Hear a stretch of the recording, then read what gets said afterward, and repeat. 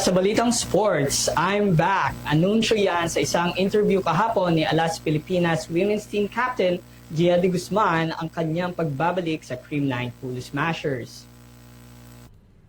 2 taong lumipas noong huling naglaro para sa Team Creamline Cool Smashers sa PVL itong si Gia de Guzman.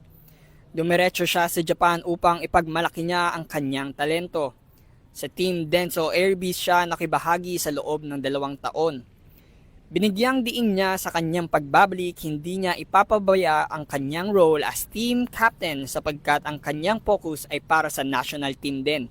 Nilulook forward ng veteran setter ang kanyang pagbabalik matapos makamit ang historic silver medal sa AVC Nations Cup kontra Vietnam noong Sabado.